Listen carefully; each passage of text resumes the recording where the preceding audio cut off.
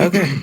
Welcome, everybody, to the Artisan Church All-Inclusive Podcast. My name is Josephus. And I'm Conley, organizing pastor for Artisan Church. And today, our topic is going to be worry. Worry. Yeah. What is something that you worry about or that makes you worry? Something that I worry about.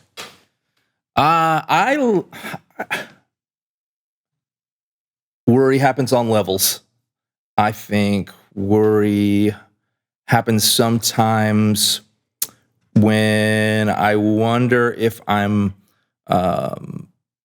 looking good enough, or if I am prepared to speak, or if I'm going to embarrass myself when I get into some public forum and sit down and talk about God things. Sometimes I might worry about that.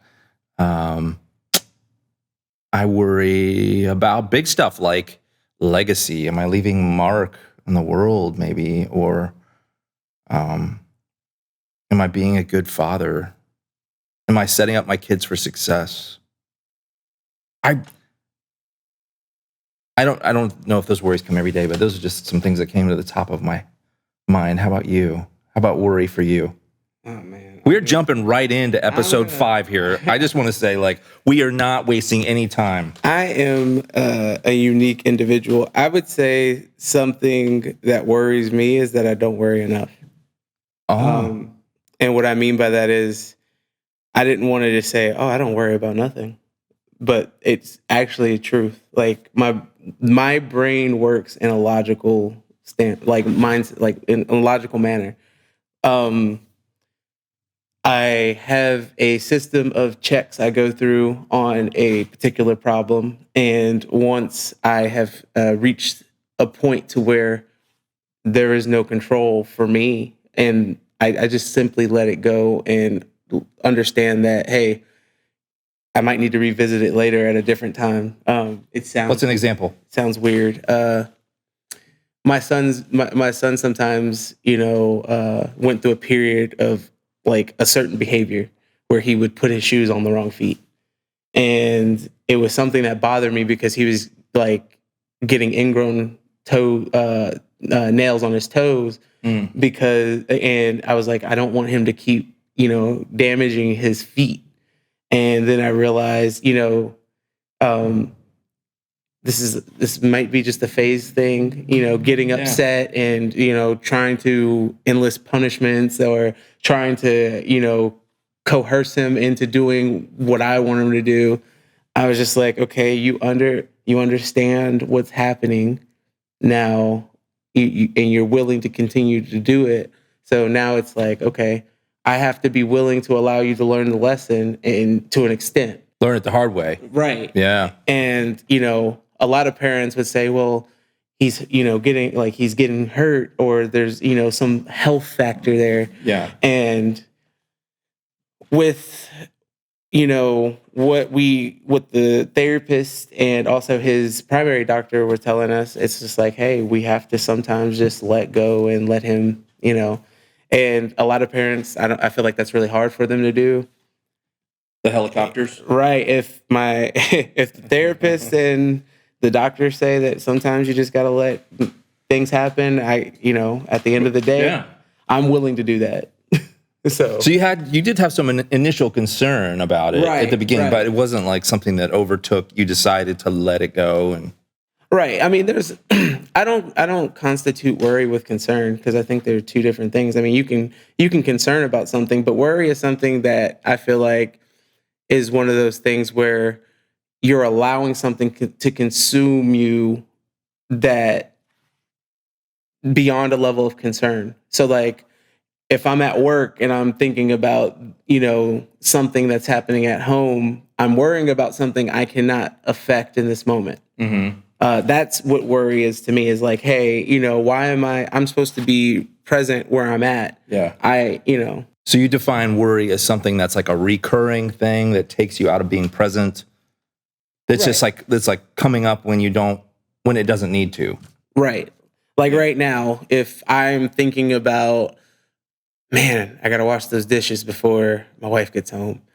that is not the appropriate time. Like, you know what I mean? That's one of those, because it's not the appropriate time. I'm supposed to be here having this dialogue, trying to stay on track. Yeah. But, you might be talking to me and I'm just like completely out of my element because I'm worried about something I can't. And did you do the dishes? That's the question. Well, no, the dishes, yeah, they were already done. That was an example. Baby, baby, don't rush home thinking that you're gonna catch me. Like no. We don't take any L's over here.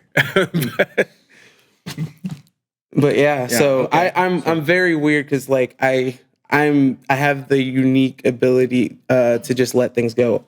I.e., episode 2, I talked about that car crash. Right. I was in. I went and problem solved before impact as long as I could. Then I said, Jesus, take the wheel. That's, I didn't worry about that sudden, thing that was about that. Yeah. So this is a talk about worry, but we also are reflecting on a message that we heard from Pastor Dana, where she talked about answering a question. And the question was, how do I just stop worrying and just simply trust God? Something along those lines. Right. So it's talking about worry that gets in the way of your faith in God. So it might be worry about like big existential things or worrying about what's really true or what's really real or it could be some other thing that gets in the way of like worrying about,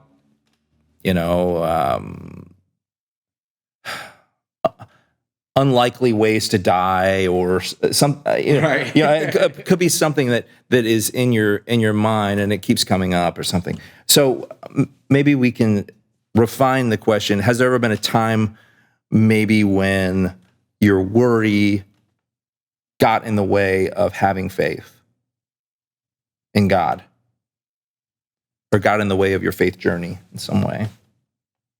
Ooh.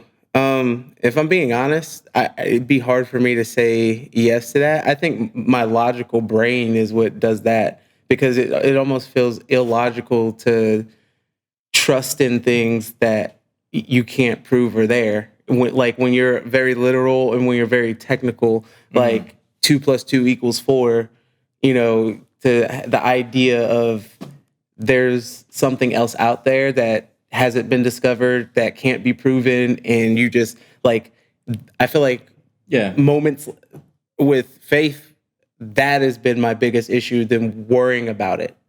I don't know if I really just don't beyond a certain point. There's not something where I'm just like, hey, this is bothering me. I don't know how to. No, I get what you're saying. There's lots of reasons to have obstacles to faith, and that's not always about. I've only ever walked away from the idea of God if it was like, okay, this logically doesn't make sense. For example, the story of Job was one of the biggest ones that kind of made me want to walk away the first time. And the idea to me was, here you have God basically trying to allow the devil to prove a point that is moot. Like, you're all powerful. Why do you need to allow such a lower being to prove something? I rationalized it in my mind. Like, if I let my 11-year-old happy birthday, Caleb. He turns 11 today. If I let my 11-year-old bully my 2-year-old or my 17-month-old just to prove that he's still going to call me daddy, what do I get from that besides probably locked up for child negligence? Which is that a God that I want to follow? That's not logical. You know what I mean? Yeah. So that would be something that would be the course of how I think about where I turn from. But it's never been like, man, how am I going to pay all these bills? How am I going to I'm worrying about, God providing because I trusted to follow his plan and it's not going to plan. That's never been a thing. Yeah. Okay. So I'm trying to stay on worry, but I just. Right. Yeah. No. I see. I think maybe it could be in smaller bites in some cases. I think about you mentioned losing focus or not being present. I think sometimes when I might be concerned about saying the perfect thing on Sunday morning or looking the right way so that I don't distract other people from God, I think too much of myself, or maybe I'm being vain, and I keep myself from being fully focused and fully engaged to see the way that God is going to work or see the way that God is going to move, and to really say that God is the one who is doing things amongst us. So I think maybe sometimes in my personal journey, I'm getting in the way of my own awareness of the ways that God is at work. Do I call that worry? I feel like it's more hesitant though? Because I think I get the hesitation. Like, I think we talked about it where when I'm doing the online hosting and I want to go to say something, sometimes I stop myself from saying stuff because I'm not sure on how I should word it, because I have a just way of just saying something at times, and it might not translate well through text. So I have to kind of, second guess myself. I don't know if that, maybe that's the clearest form of spiritual worry that I can think of that would be, sure. But I don't necessarily analysis paralysis. Right. Maybe. I don't know if I equate it to being worried about it as more as being hesitant to it. Yeah. Like just hesitant to make a mistake or hesitant to. So I mean, I guess it's slight worry in that category. That would be where I would worry, is like, am I presenting myself in a proper manner to my peers or my audience? Yeah. So we're talking about our decisions and the things that we are doing on a day-to-day basis, or in this case, we're talking about Sunday morning. But in Pastor Dana's message, she talks about letting go as this practice. Like, this is how we step away from worry. If worry is your thing that is really holding you back, then letting go is this practice that we have to try and do on a regular basis so that we can step forward in our faith journey. So we can learn to trust God more. And she says this thing at the end of the message, and it made me stop and think, because it was a strong statement, right? It was like, there's the garbage truck. She says this. She says, "We are powerless human beings. We control nothing. It is God that controls all things." And I wrote it down because I wanted to have a good quote. What do you think about that idea of not having control? Because you're a logical person.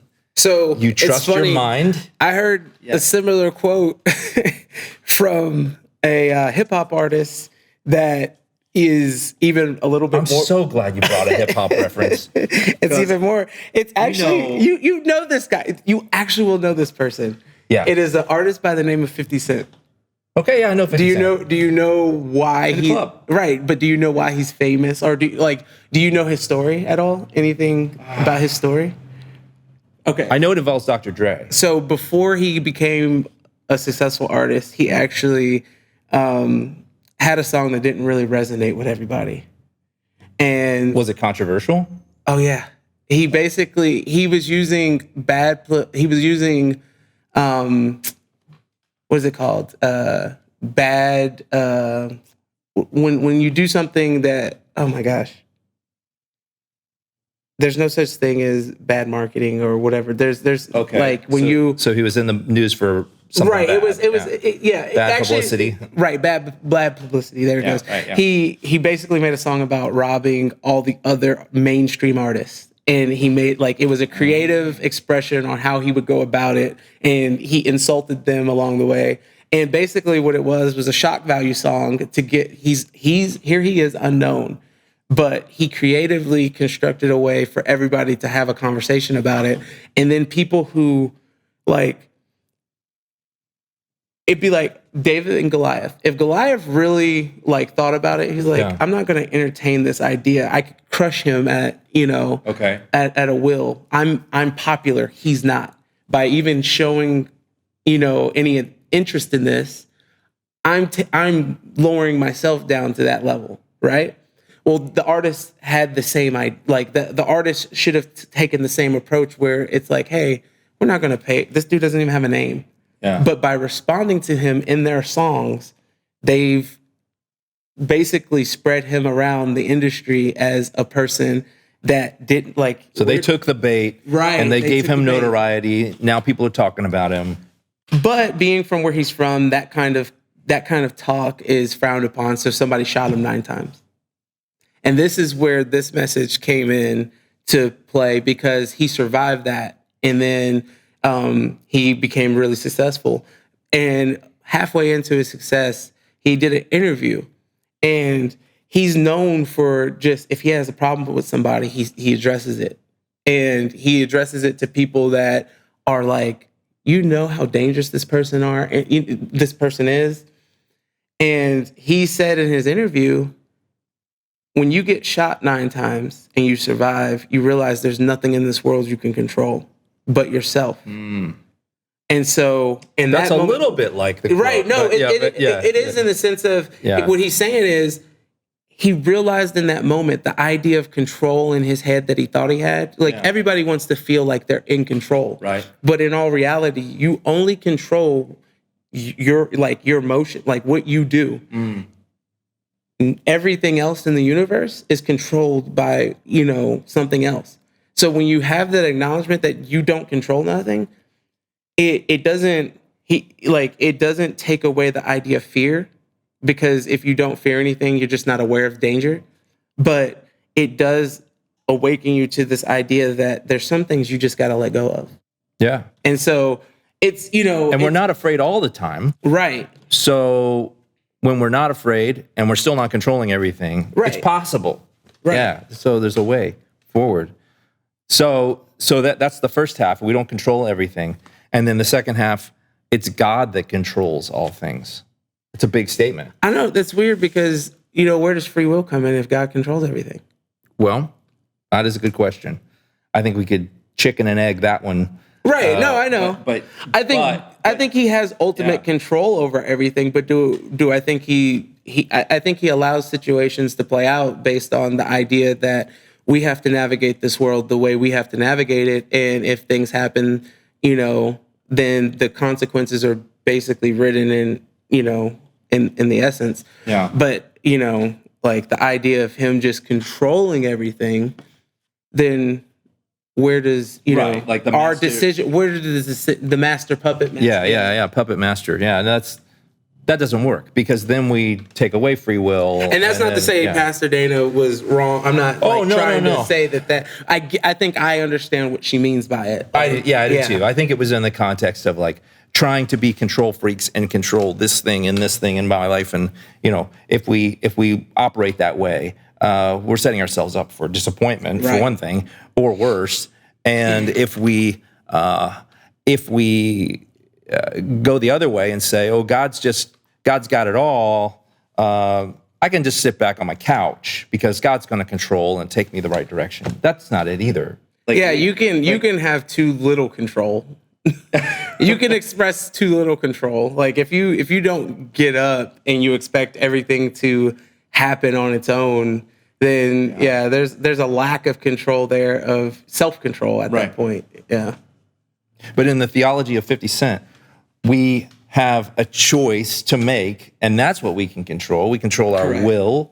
I'm going to put words in his mouth because I didn't hear the interview, but I think what we control is the way that we respond to the things around us. He actually did say something. Yeah, something like that. Okay, all right, cool. I mean, it's such a universal concept. I know he's a smart guy. I've heard him talk before. Yeah, he's interesting. It's his interviews they provide a lot of.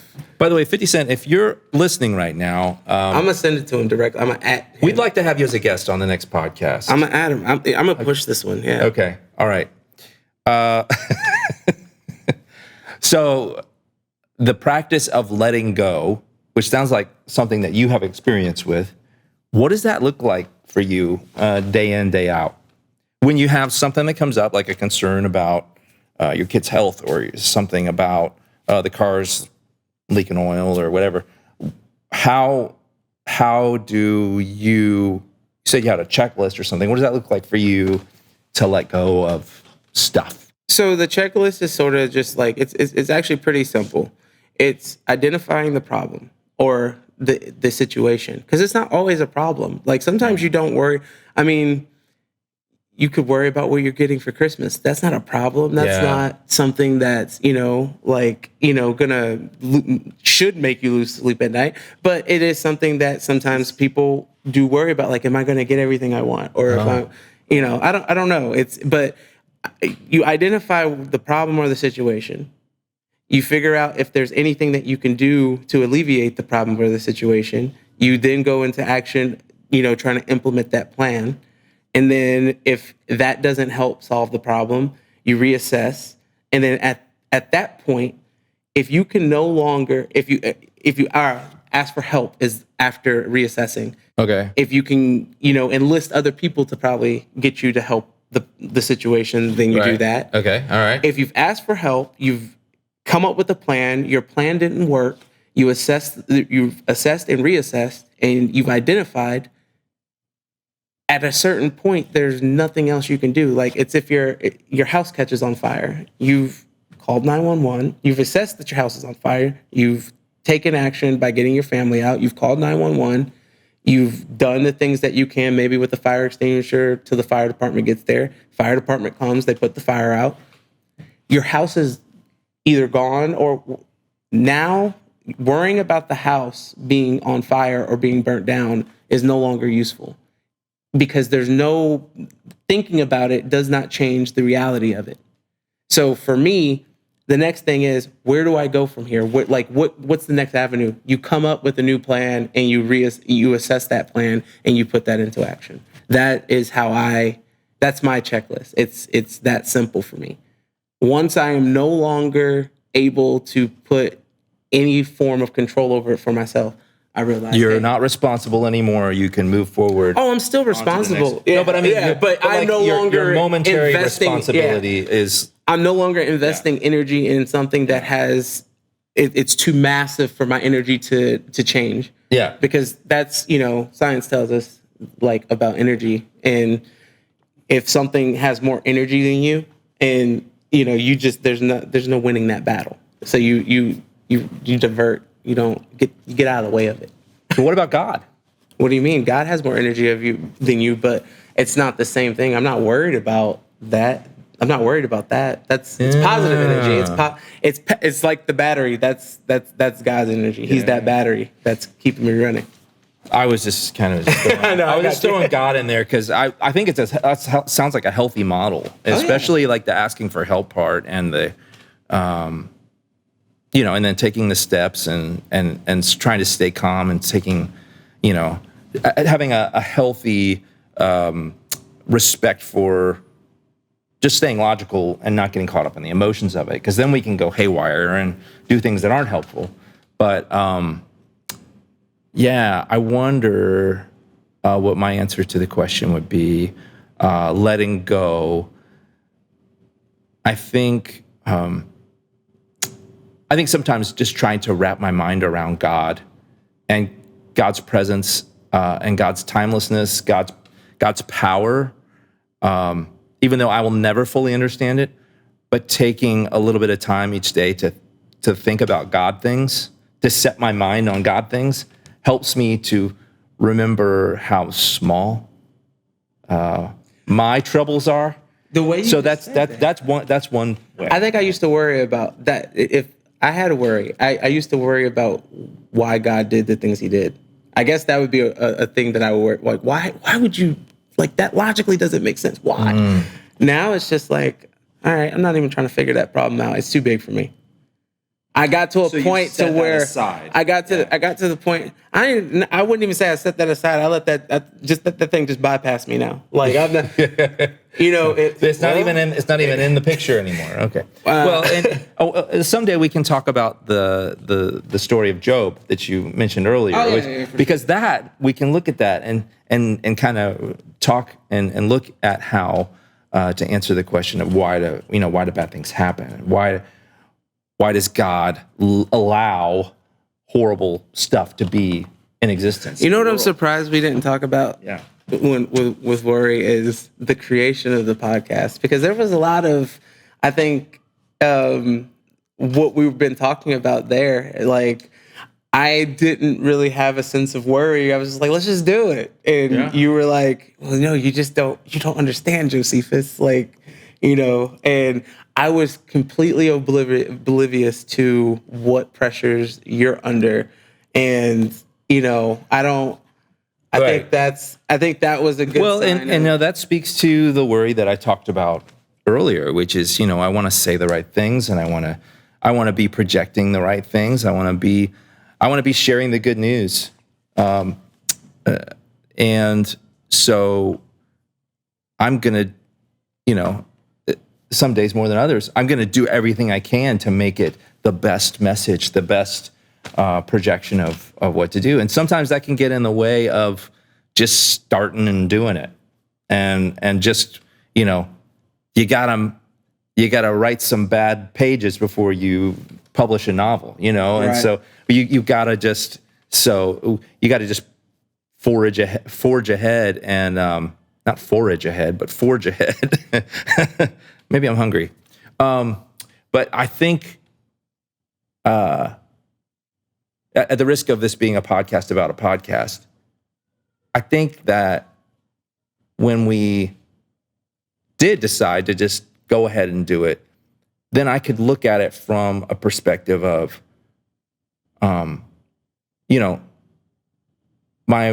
just like on Sunday mornings, it's not really all about me. It's not about my message, and God will use this in mysterious ways that I won't understand and I won't know about. And if someone listens to it and it speaks to them and it encourages them, then to God be the glory. And so I have to step aside. Right. It almost sounds like, like, who am I to have something to say? Well, you know what I mean? Like the way you just kind of phrased it was like, who am I to have something to say? Meaning, I think we live in a society now where social media is so prevalent that everybody feels like they have something to say, that it makes people that, observe that and see and like, you understand where it can go. And you're like, okay, is what I have to say is it really worth putting out there to be criticized? Is it really worth putting out there to, is it something worth actually listening to? Because I think about that sometimes, is like, hey, is this something people are going to want to listen to? Or like, I think it's when I'm like doing the edits that I notice it, but then it's like a quick flash in the pan for me, because it's like we'll never know, and unless we do it right, and that's the thing that changes is like, hey. Yeah.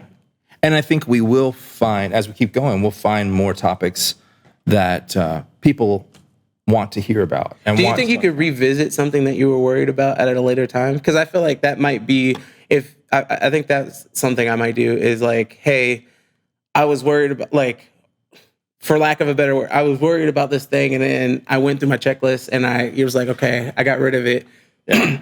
I revisit it though at a time where I might be stronger than this issue now, or I might be more powerful. My energy might be bigger than this issue. Do you think, Well, and hopefully we grow and we're more well-adjusted and we're more equipped to handle things like, but I think journaling is a way to do that. Right. To look back, and I'm not great at that in my own journey, but I have done it a few times and look back and I read that journal. I'm like, what are you thinking? Like, what? Have you ever seen that? I'm sorry. Why were you worried about that? Yeah. You play cell phone games from time to time. So I've been told.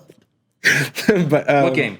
I don't know. You sent me a message one day and was like, I'm playing this game. Yeah. But have you seen that advertisement for that fish game where like your fish has like a 5 on it, and then if you eat fish that are smaller than it, it gets bigger, and then there's always like another bigger fish in the sea type deal. No. Like it's like math. You basically eat like these little fish. I've seen games like that, right, where you've got like an army and it grows. Right. Yeah. I guess that's sort of what I think. Like that's sort of my idea of how I deal with like situations. Is like I'll come up and I'm like, ooh, that's a big fish right there. I can't all right, I can't worry about you yet. I'm gonna go get these other fish first, and then I'm gonna come back and get you when mine is bigger. That would probably be a good representation of how I handle things. Like logically, I can't beat that thing right now, so it's no point in even thinking about it. Just store that over here. And another way to think about it is that there's always going to be bigger fish. Always. But none of them are bigger or powerful than God's presence. And so he's the fish tank. Okay. I think this metaphor is going to break down for me pretty quick. I don't know. What? God's the fish tank? No, it is. I mean, he encompasses everything. Okay, so all of the fish are inside of God. Right, so the fish tank is the fish, infinite. It's infinite. The fish number infinity. Right. Yeah. There's no measure. Yeah. Can't even quantify. Yeah. Well, we'll keep thinking about this and keep posting tools, and maybe we can post some scripture on this one that will be helpful for worry and letting go.